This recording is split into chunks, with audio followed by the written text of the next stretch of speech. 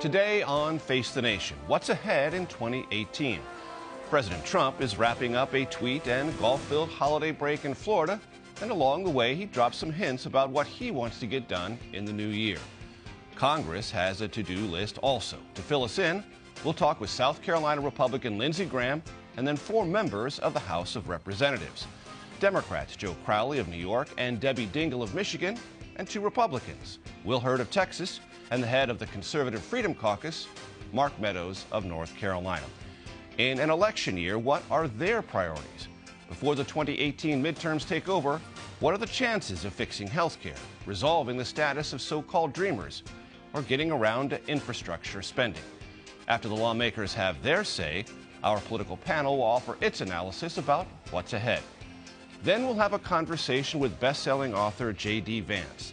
His book, Hillbilly Elegy, gave America a candid look at that part of our country that helped turn the election for President Trump and still hopes he delivers. It's all ahead on Face the Nation. Good morning and welcome to Face the Nation. John is off today. I'm Major Garrett. 2018 has already arrived in some parts of the world. Here in the U.S., Americans are getting ready to ring in the new year despite extremely cold temperatures in some parts of our country. Security has been increased, as you might expect, at New Year's celebrations across the country. But with temperatures expected to be in single digits or very low double digits in places like Times Square, well, record cold could be more likely than record crowds. We've got a lot to get to today, but we want to take note of the situation in Iran, where anti-government protests continue for the 3rd day. These are the largest demonstrations in the country in almost 10 years. 2 protesters were killed overnight. We begin this morning with Republican Senator Lindsey Graham. He joins us from Clemson, South Carolina, where I suspect 1 or 2 residents have a rooting interest in tomorrow night's Sugar Bowl. Senator, great to have you with us. Let's get straight to the situation in Iran. What is the import of these demonstrations on the street, and what should President Trump do or say about them? Well, it tells us that the Obama approach of relieving sanctions, hoping the regime would moderate, has failed. The people are not getting the benefit of sanctions relief. They're more upset with their oppressors than ever. The money from sanction relief has gone into rebuilding the Iranian military, and they're destabilizing the Mideast. So if I were President Trump, I would have a nationwide address pretty soon explaining why the Iranian nuclear deal is a bad deal for the world, what a better deal would look like, and urge Congress and the European allies to get a better deal with Iran before it's too late. And the purpose of that national address would be to take note of this moment and put the United States foursquare on behalf and behind those people protesting in the streets. Some have said that would be the wrong thing to do because that would give the regime an enemy to point at, us again. That was the Obama approach. If I were Trump, I'd do the exact opposite of Obama. Obama said, I don't want to get involved. I don't want to mess up the chance of getting a deal with Iran. Well, the deal with Iran hasn't worked. The money didn't go to benefit the people. It went to benefit the Ayatollah and his henchmen. The Iranian people are not our enemy. The Ayatollah is the enemy of the world. Here's what I would do if I was President Trump. I would explain what a better deal would look like. It's not enough to watch. President Trump is tweeting very sympathetically to the Iranian people. But you just can't tweet here. You have to lay out a plan. And if I were President Trump, I'd lay out a plan as to how I would engage the regime. I would tell the Europeans and the Congress and the world that America is going to withdraw from this agreement unless it's a better deal. And I'd lay out what a better deal would look like, and I would stand with the Iranian people the entire time. Have you conveyed this personally to the president? I just did. Okay, very good. Sometimes you could do that by phone, and I'm just curious about that. Yeah. North Korea, let's talk about that. You've said recently that if there is another missile test or a nuclear weapons test in North Korea, there's a 70% probability we will attack North Korea. 70%. That's a higher risk level than anyone I've talked to has placed on that issue. Why is it so high? I said if there's a nuclear weapons test, it goes from 30% to 70%. It's based on a lot of time with President Trump. He made a decision early on to deny the North Korean regime the capability to hit America with a nuclear-tipped missile. There's 2 things he could have done. He could have given them the capability to hit America and tell them if you ever use it, I'm going to blow you off the map. That's called containment. He rejected that idea because you can't contain North Korea. They will sell anything they make if they don't use it. So he's in the camp of denial. He's told the North Koreans, I will deny you the capability to hit America with a nuclear-tipped missile. If they test another bomb, they're closer to having that capability. And as a last resort, I will use military force to stop you. Now, the Iranians are watching us in North Korea. North Korea is watching us in Iran. 2018 will be a year of opportunity and extreme danger. The president has drawn a line in North Korea, telling the regime, I will never let you hit America with a nuclear-tipped missile. If I have to, I'll use military force to stop you. Now, the Iranians are watching the way he engages with North Korea and vice versa. So we got a chance here to deliver some fatal blows to really bad actors in 2018. But if we blink, God help us all. What I hear you saying, Senator, is 2018 is the year of preemptive strikes. 2018 is going to be the year to deny North Korea the capability to hit the homeland. Sanctions will never work completely without the threat of credible military force. How do you change a man's behavior who's willing to kill his own family, torture his own people to stay in power? He's living large, and he could care less about his people. The only way he'll change his behavior if he believes Donald Trump would use military force to destroy his regime.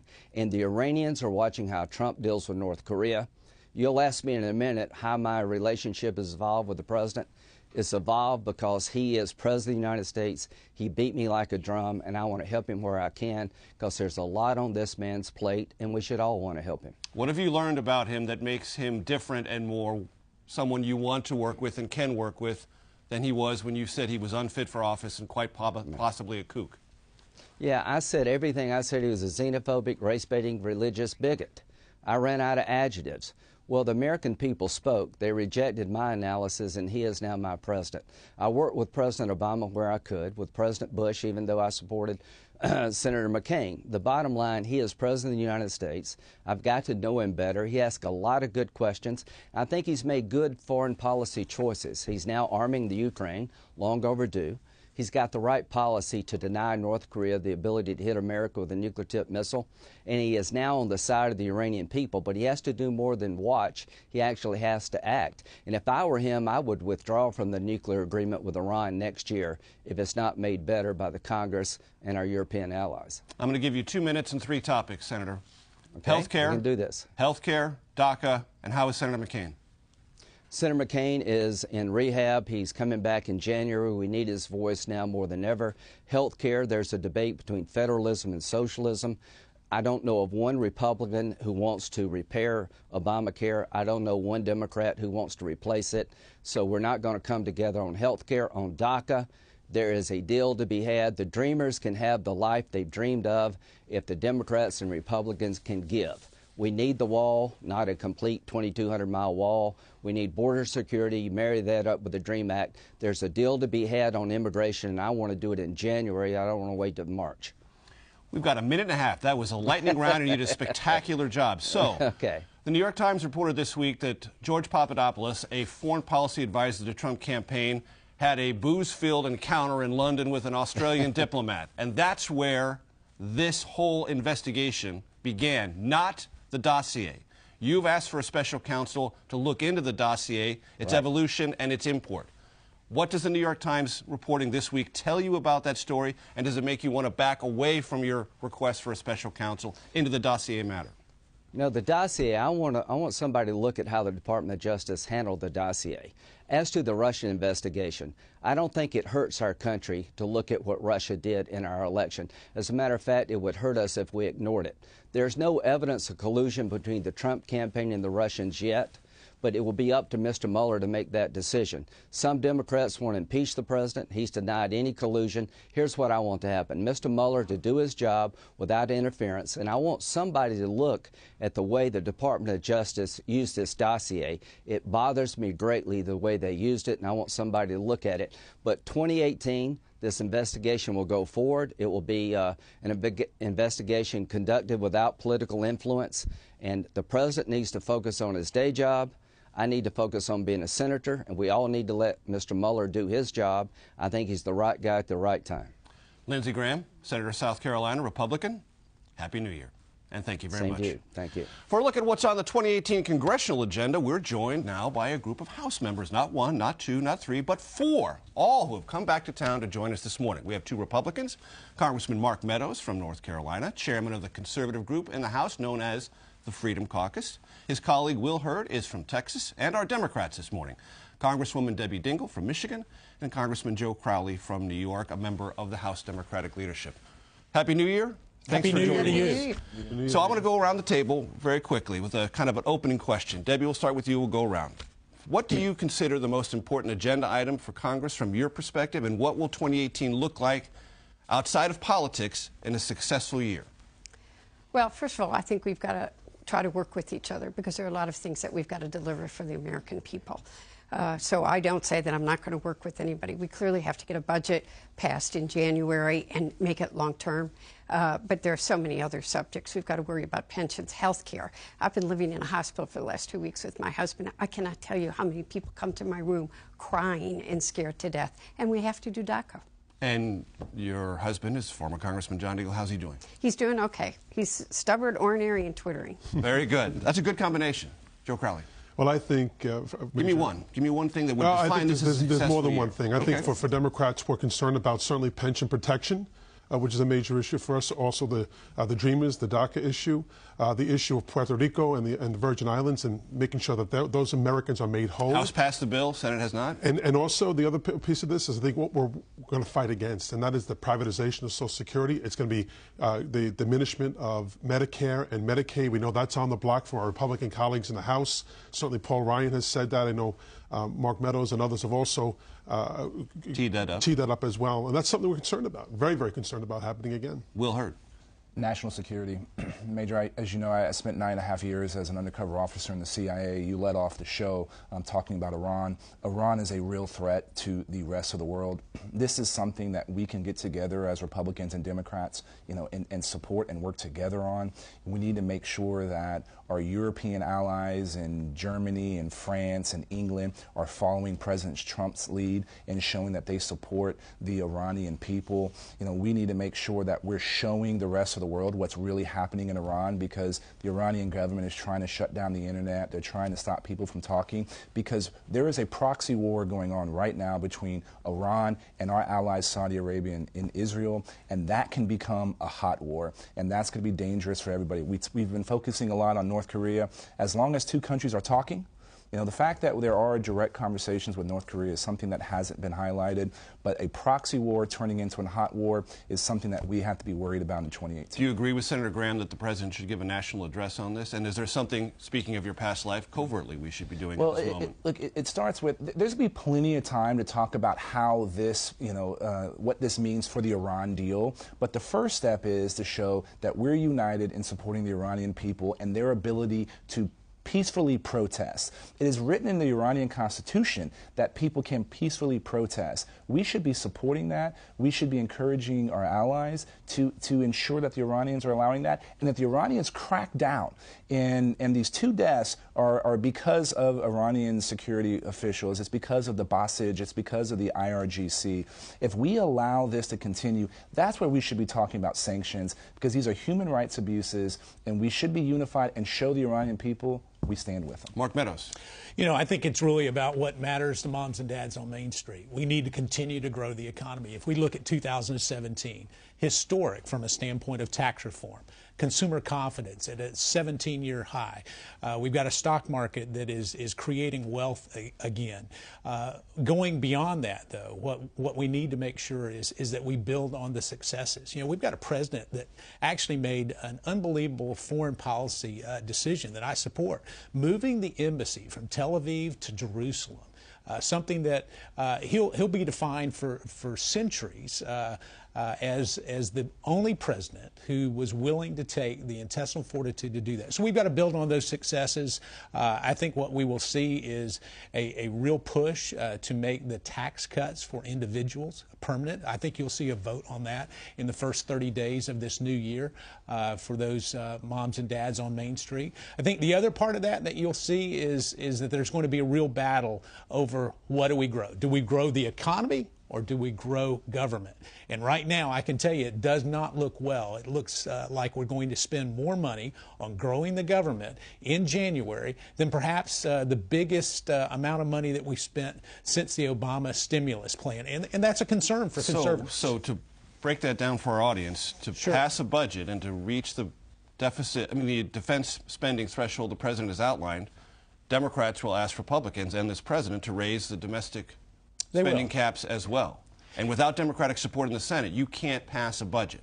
How is this going to be resolved? Well, and I think the real question is what is reasonable. The administration has already been willing to say we're going to increase non-defense discretionary spending, which is that amount of money outside of the military, by about 7%. Now, Democrats are saying, well, that's not enough. We need to give the government a pay raise of 10 to 11%. For a fiscal conservative, I don't see where the rationale is. You know, we've got people on Social Security and making a living who maybe have seen a 2%, 3% increase, and now we're going to give the government 11% more.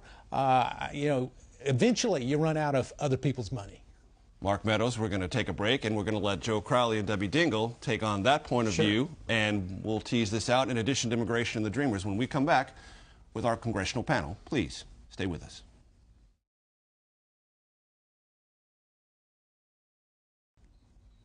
Is there a better way to spend your New Year's Eve morning than with 4 members of the House of Representatives? I assure you there simply is not. Debbie Dingell, Joe Crowley, Democrats both. You heard Mark Meadows before break. Walk us through the Democratic point of view on putting together a budget, raising non-defense spending in ways the president can get happy with his defense spending increase. Well, I would first say to you that I don't totally agree on the approach on Iran, but I do agree we've got to support the Iranian people, and that's the most important thing we need to do. And national security is, without question, our #1 priority. A third of our national security budget is in the non-defense spending, and we need to be worried about that. And we do. The President Trump, I was one of the people that said President Trump could win this election. And I said it because the American people are angry.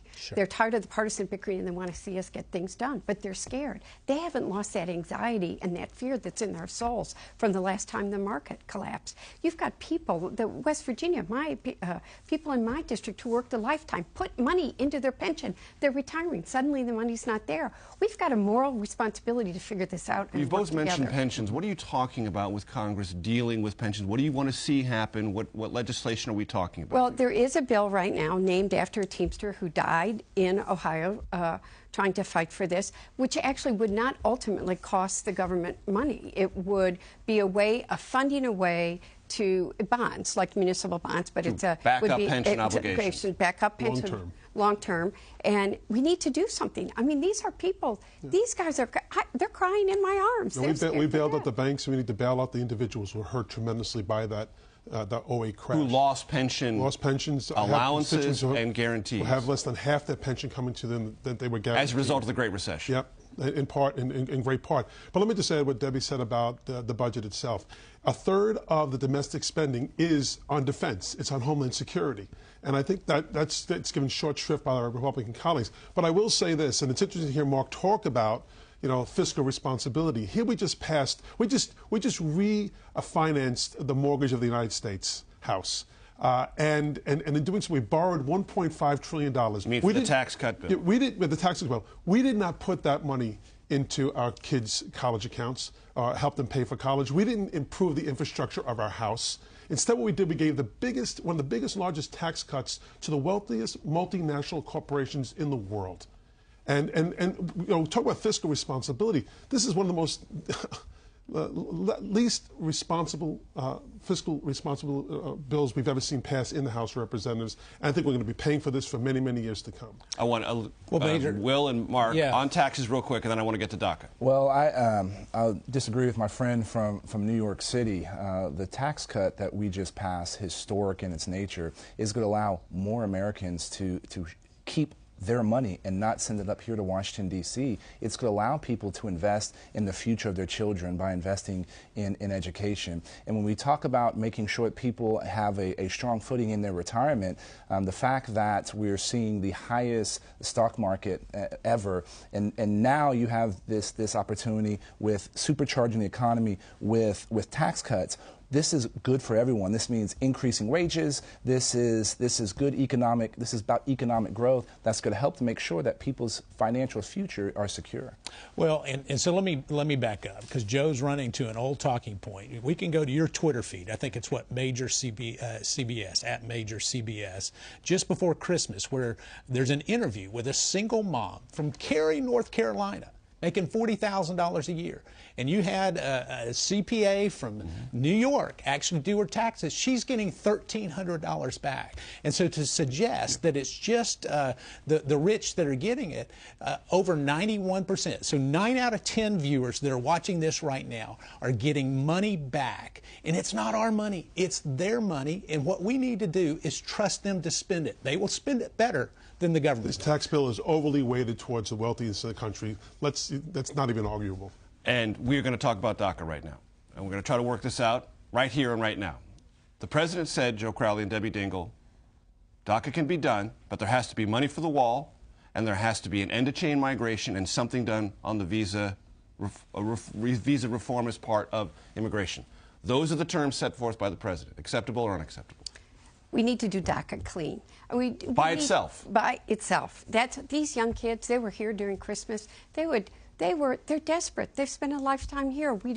We should not be bogging this down with subjects we need to talk about. Border security is important. How we do it, we probably need to have a lot of discussion. But Congressman Crowley, the president wants to leverage your desire for DACA and his willingness to accept it, to codify it in law, which President Obama did not do.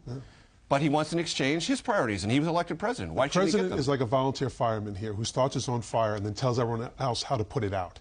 The reality is the president created this fire. He unwound the executive. That's not true. That's just not true. It's because President Obama actually did DACA. He did the deferral. This president actually took action when the courts were going to do it. The DACA. Joe, it's just not true. It's just not. Let me answer the question. He created this situation, and now he's saying, in order to take care of these souls who are American citizens, not American citizens, they are American in every way. They are cultural Americans. They know no other way of life than being here, and they love this country, and they want to remain here in the United States. And what the president's saying, in order to do that, we have to build a $40 billion wall that you can't drive on, you can't live in, and it's an incredible waste of American resources. Hard time. We got 30 seconds, Will Hurd. The obligation is yours. We can do this together, but we have to do this together. We can have smart solutions to border security, and we can solve this problem in a narrow fashion for these dreamers who have only known the United States of America as their home. The good thing is nobody's talking about deporting 1 million kids, and so we can start. They are talking about deporting families. Nobody who's reasonable. And them as well. Nobody's who's reasonable and who's going to solve this problem. The president's not being reasonable here. I'm dealing with ICE every day in my district. Debbie, Joe, Will, Mark. First name only basis. We're going to deal with it that way. Thank you very much. Thank you, Major. Happy New Year to you all. Happy New Year. Happy New Year. And we will be right back.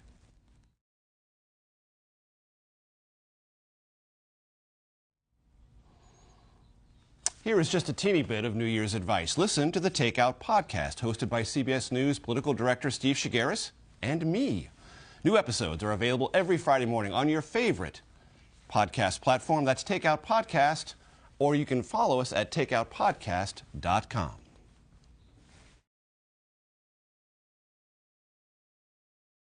Welcome back to Face the Nation. I'm Major Garrett. I'm in for John Dickerson. We turn now to our political panel. Julie Pace is the Washington bureau chief for the Associated Press. Ed O'Keefe covers Congress and politics for the Washington Post and is a CBS News contributor. We're also joined by Rachel Bade. She covers Congress for Politico. And David Nakamura, White House reporter for the Washington Post, and, as am I, a proud graduate of the University of Missouri School of Journalism. Good. Welcome to you all, and Happy New Year. Happy New Year. Julie, let me start with you. The president told the New York Times recently that he thought Special Counsel Robert Mueller would be fair. And he didn't seem to express, given the opportunity, all of the hostility some Republicans in Congress in the late waning months of December expressed toward the special counsel, his staff, his motives. What does this tell us, if anything, about where the White House actually is on this and the never-ending question in Washington. Where is the Russia investigation going? Well, for months, the president has been hearing from two different camps on Bob Mueller. He's been hearing from some of his outside advisors, the people who have been around him for years, who say that he needs to be tougher on Bob Mueller. That needs a better legal team. Needs a better legal team. He needs to be more aggressive in going after what a lot of these friends and advisors of the president see as the politically motivated investigation by Bob Mueller.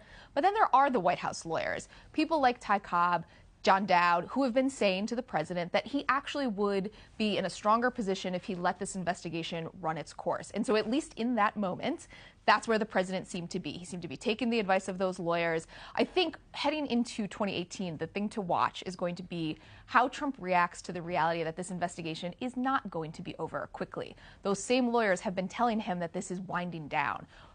All evidence points to the contrary, that this is an investigation that is still robust, that is still pursuing new avenues, and how the president reacts, how fair he thinks Mueller is being when he realizes that this could consume a second year of his presidency, could really change the direction of this administration in 2018. Rachel, the president said the investigation is not good for the country. It doesn't makes it look bad. Mm-hmm.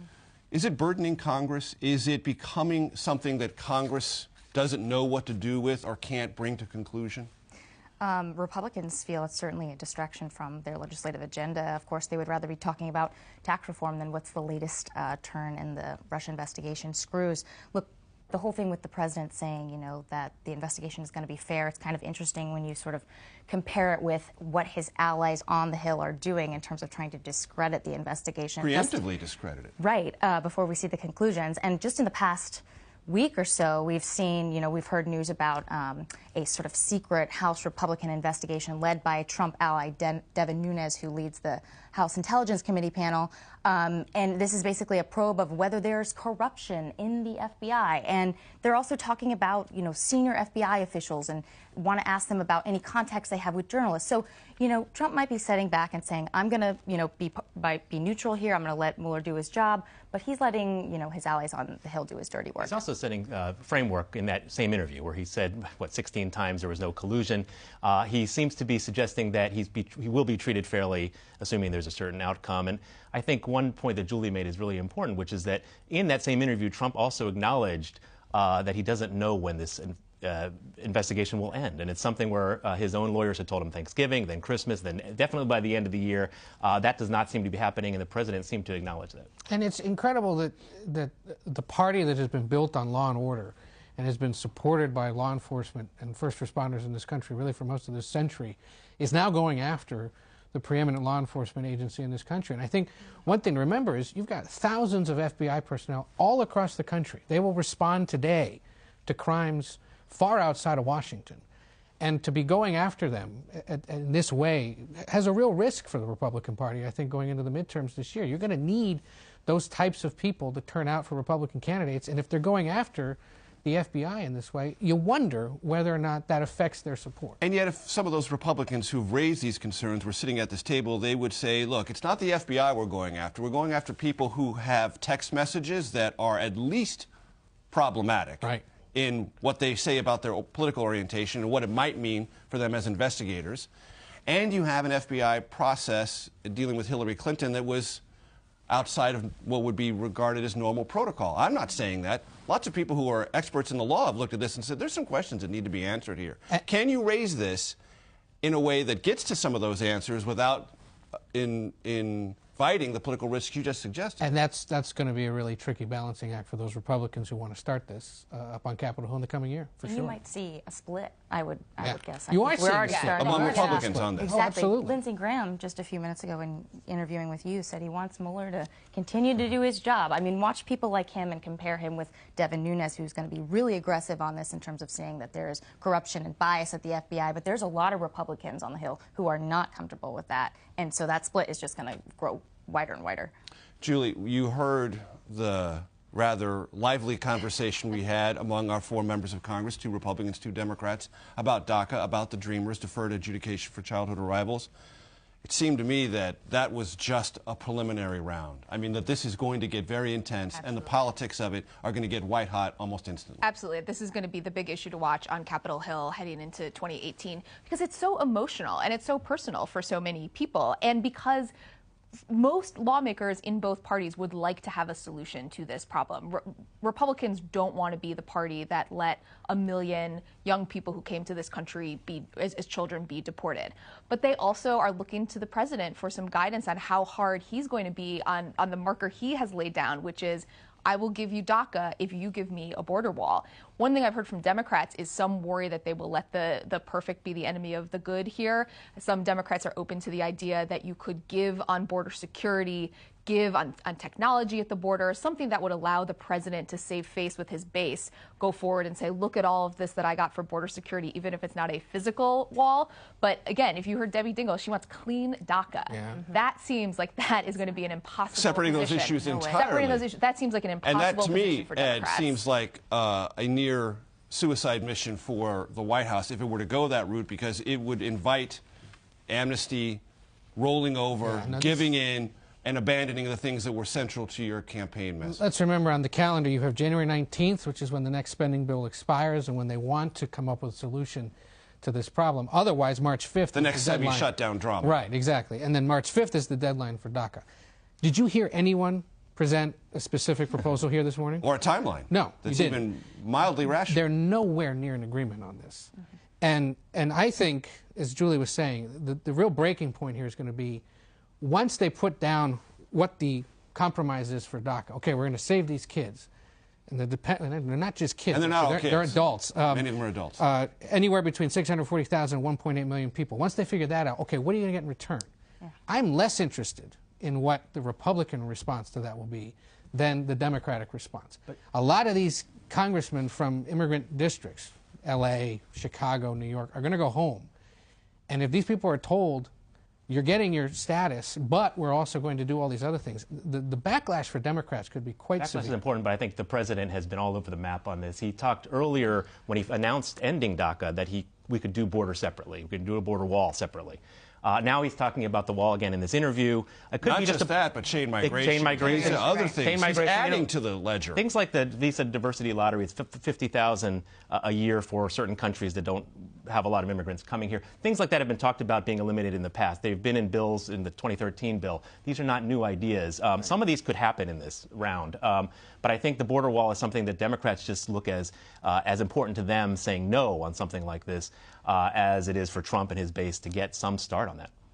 And Rachel, we saw right before Congress left town, House members go into Chuck Schumer's office and sort of try to read him the riot act for not standing up on this issue. Right. I mean, these tensions are real right now. Yeah, there's certainly a split not only with the Democrats about how much to demand in return for DACA, but also with the Republicans in terms of how much to demand for DACA, but the Democrats as well in terms of should they have held the line before Christmas and getting this fixed.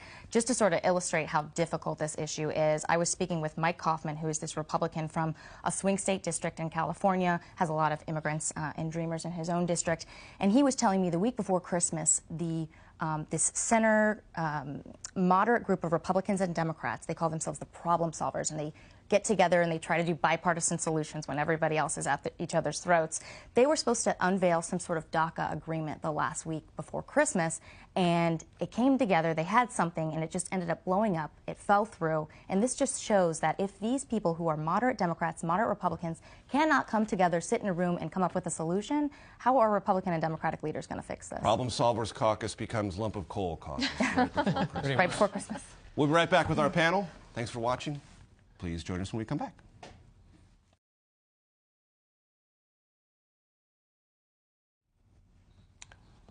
And we are back with our panel. Ed O'Keefe, there are obligations Congress has early in the new year, and then there are intentions. I would say infrastructure is an intention. Yeah. Entitlement reform is an intention. Obligations are fund the government, deal with DACA, resolve something that increases defense spending along the lines that President Trump wants and has obsessively advertised but not yet achieved.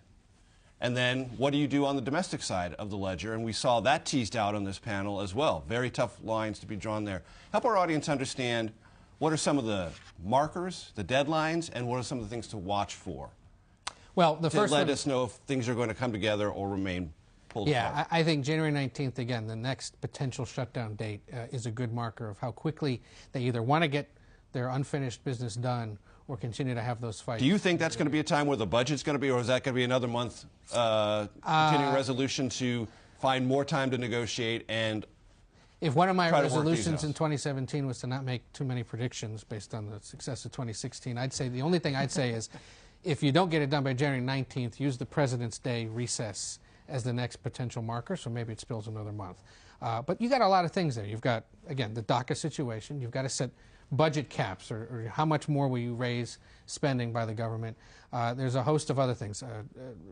Issues with the Children's Health Insurance Program. It's running out of money in several states. And then, as Mark Meadows was floating there, the idea that you might extend permanently those individual tax cuts. Do you use this bill as another way to get that done? Because there's only so many vehicles that sort of leave the station, as we like to say, right, that are guaranteed to pass, and so you try to tack on things to sweeten it for certain people. That may be one that he's floating. And Julia, there's already talk of Republicans not only trying to make the individual tax cuts permanent, but do other technical fixes and do that under reconciliation, which is another one of these mechanisms where simple majority in the House, it's always that way, but a simple majority in the Senate is rarely that way.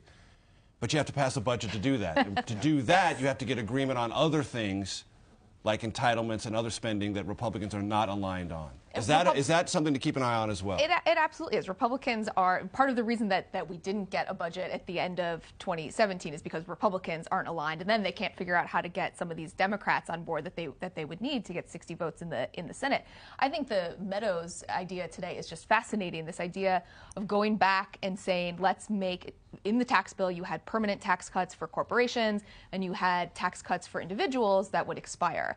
It would put a lot of pressure, frankly, on Democrats to say no to a permanent tax cut extension for individuals. Bernie Sanders said just last week they should have all been permanent. They should have all been permanent. So now the Republicans may try to have those Democrats kind of put their money on the table, put their cards on the table on how far they're willing to go, even though they obviously are opposed to the full bill. David, what is your sense of the political clout of President Trump as he enters 2018? About what it was on Inauguration Day? Slightly diminished, slightly enhanced. What's interesting is his poll numbers have gone down, a significant amount in terms of public approval ratings. But the way he has sort of consolidated some of the levers of power in the White House and sort of wielded his clout and his unpredictable nature and his ability just to attack and relentlessly attack his opponents, I think maintains his clout. I mean, he's picked the wrong horse in the Alabama Senate race twice, but the president continues to strike fear into folks who are running for re-election, not to get on his bad side, and those on Capitol Hill who still want to see the Republican agenda move forward. So he, in some ways, I think, retains more clout than someone with those poll numbers might normally suggest, especially at this sort of historic lows in the first year. Rachel, journalists answer hypothetical questions all the time. Politicians do not. So let me ask you a hypothetical question. Imagine we're looking into a House Republican conference meeting, and they're all sitting there in their seats. And Paul Ryan says, all right, raise your hand if you want Donald Trump to campaign with you in 2018. How many hands go up? How many hands?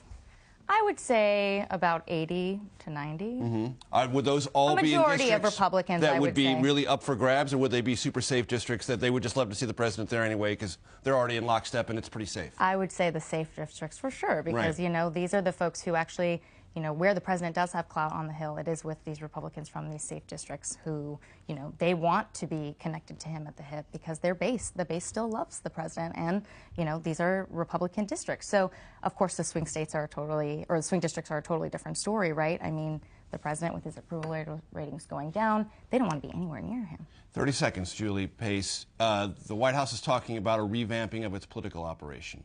Is it overdue? It probably is overdue. There hasn't been a particularly robust political operation, as David pointed out. It's only Trump, basically. It's basically only the Trump. President. It's basically Trump. He's going on instinct. He listens to some people on the outside, less of his political advisors on the inside. They're heading into a year where they're trying to convince the president now that the 2018 midterms are going to be incredibly consequential for his ability perhaps to even finish 4 years in office. If that message gets through to him, I think you will see a true revamp of that political office. That is one very, very big F. Julie Pace, Ed O'Keefe, David Nakamura, Rachel Bade, thank you so much. We'll be back in a moment with best-selling author, J.D. Vance.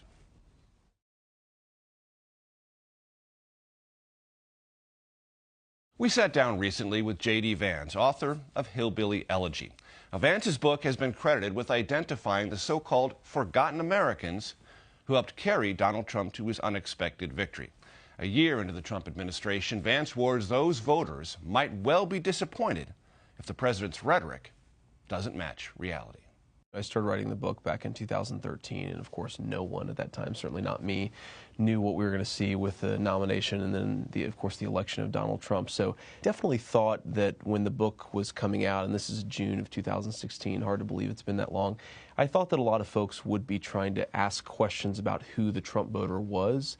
And of course, that's a little bit about what my book is about. I don't mention Donald Trump, but I certainly talk a lot about people living in a certain part of the country, people from a certain demographic segment who did overwhelmingly support the president, both in the nominating contest, but also, of course, in the general election. For that community that you write about in the book and that you grew up in, what do you think those larger truths are that they heard that he spoke to in ways they hadn't heard before? I think one of the most important larger truths that he spoke to is the importance of jobs in the life of the community. If you think about Republican rhetoric, let's say, during the campaign of Mitt Romney, very focused on the noble entrepreneur, very focused on the job creator, but not so much on the worker. And if you think of the rhetoric of modern Democrats, it's often so focused on government that people don't accept, or that I think a lot of folks on the left don't appreciate that people don't want a handout, they don't want government support, and they don't, from the right, want people to talk about the noble entrepreneur. What they want is people to recognize the dignity of working people. And I think that what was genius about the politics of Trump's campaign is that he focused on workers and he focused on jobs. It wasn't about the wealthy entrepreneur with a private jet. It wasn't about a government handout. It was about the folks in the middle. In the conversation about the tax bill, as an example, he doesn't talk about supply-side economics. He doesn't talk about any theory at all. When the president talks about tax reform, he talks about the people who will benefit. He talks about American jobs. He talks about the fact that we're going to be taking money that's overseas and bringing it back to the United States so that it will employ American workers. I think that focus, again, on the American working and middle class is to me the most thoughtful and in some ways the most genius part of Trump's approach to politics. And I will tell you, having attended more than 75 Trump rallies, there were times when I would laugh to myself when he would say, every dream you've ever dreamed is going to come true, and America's going to get back winning again. I thought, oh, come on, even by political standards, this is sort of cotton candy taken to the maximum level. And yet, having read your book, it occurs to me the concept of putting winning or victory central to it, to people who maybe feel like they've either become losers or forgotten. That was much more powerful than I thought or imagined at the time. Do you think that's possible? Yeah, well, I think that sense of loss is really important. The idea that 30 or 40 years ago, things were really going well, and now they've started to disintegrate, not just our work life, but our family life and a lot of other issues on top of that. Do you think there is a danger for Trump going forward, the president going forward, and these voters, that his rhetoric and their expectations may never match? I think that's certainly a concern. It's a political concern for the Trump administration, but it's a concern for Americans. It's a ground-level concern. Absolutely. It's a concern for a lot of folks who really do expect things to get a whole lot better. One of the things I really worry about is that if you don't see middle-class wage growth, if you don't see the economy in certain areas of the country, the middle part of the country, starting to come back in the same way that it's doing especially well, let's say, in California or New York, then people are going to become politically frustrated, but more importantly, they're going to have a lot of hopes dashed, this sense that maybe this is the moment, this is the electoral moment where a lot of our fortunes turn around. That's going to disappear, and consequently, folks are going to be pretty upset about it. And part of your next phase of life is to deal with this. Yeah, definitely. One of the things that I'm working on with Steve Case is this Rise of the Rest initiative that I'm pretty passionate about. If you look at where the net job growth comes, it comes from high-growth startup companies. And unfortunately, you don't see a lot of high-growth startup companies outside of California, New York, and Boston, Massachusetts. And so what we're trying to do is in some ways democratize access to capital, invest in areas that don't get as much entrepreneurial investing, and hopefully start to create some of those new 21st century jobs in places that don't see that job creation. And in my travels, I've seen a little bit of that in Des Moines, Iowa. I've seen a little bit of that in Omaha, Nebraska. Yep. It's not as if it doesn't exist in quote-unquote flyover country, but you want to accelerate. Yeah, exactly.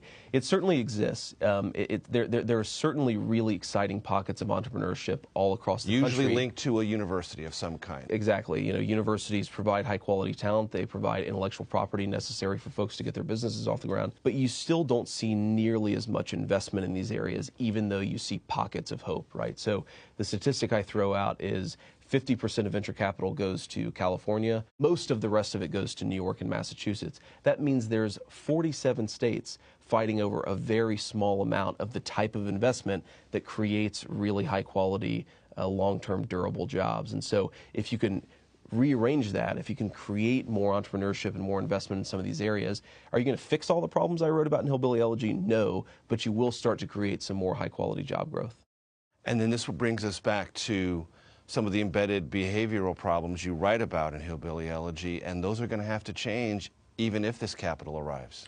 Yeah, that's absolutely right. You speak quite candidly about laziness and people who think they work but don't actually work, and that they're part of this equation, and that reckoning is going to have to occur, number one, and won't be easy to. Yeah, absolutely. I mean, look, you go to a town like Middletown, Ohio, where some people are struggling to find a job, but then there are people who had a good job and lost it, not because the economy was bad, but because they made mistakes. You see both types of people, and I think we have to recognize that there are these twin impulses that exist. There is a need for more economic growth, for more job growth, but there is a need in some people for them to recognize that they have a role in making these problems better, and we can't ignore that. The issue that's really, really concerning is that you have 8 million prime-age men who have dropped out of the labor force, folks who aren't even looking for work. You can create job growth all day, but unless you start to do the things that bring those labor force dropouts back into the job market, you're not going to solve the problems I wrote about in the book. JD, thanks so much for your time. Thanks, Major. And we'll be right back.